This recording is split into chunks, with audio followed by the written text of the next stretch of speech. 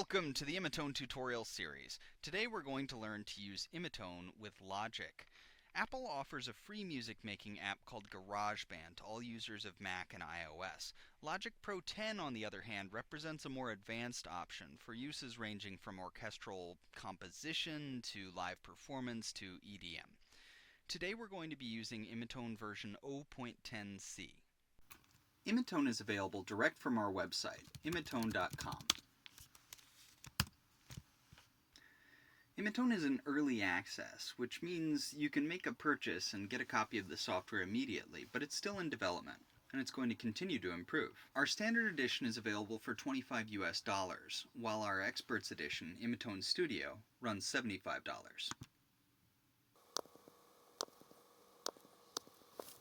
Download and open the Imitone installer, then drag Imitone into your Applications folder.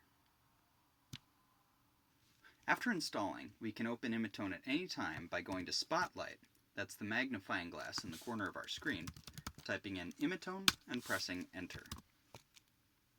Hooray! The first time you run Imitone, you'll need to type or paste your 16-digit key to activate it. Assuming we've already installed Logic from the App Store, we can open it in the same way, by typing its name into Spotlight. Imitone and Logic will connect automatically when both apps are open. It looks, in fact, like they're connecting a little faster than expected. I suggest starting with an empty project and a software instrument. In general, Logic and Imitone will begin working together immediately, especially if you have no other MIDI devices connected. In the future, because both Apple and Imitone are working on the MIDI 2.0 standard, this compatibility will go even further, allowing Imitone to detect and adapt to the instrument you have selected. So, we now have a software instrument track. This is a track we can play using MIDI from Imitone, controlled by our voice. I've also set up this audio track for purposes of making this video. To see our selection of instruments, click the Instrument button in the top left. Logic comes with an extensive library of built-in instruments, and you can download more.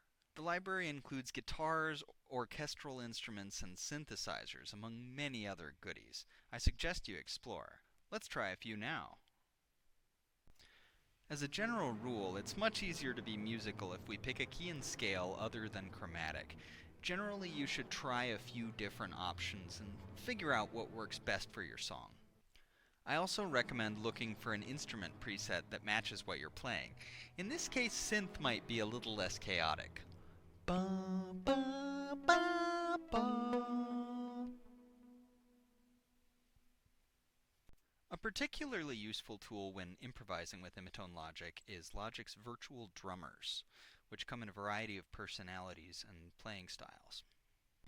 Once we're happy with our software instrument, our backing track, and our rhythm, we can attempt a recording. This uses the big red round button.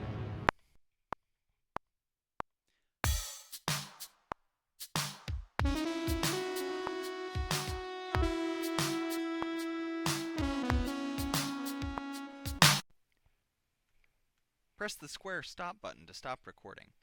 Then, double-click on your recorded MIDI track to bring up an editor. This is useful for catching any stray notes that might have come up while we were recording. For example, we can highlight this note and press delete to get rid of it. We can replay our recording by dragging the playhead back to its beginning and pressing play.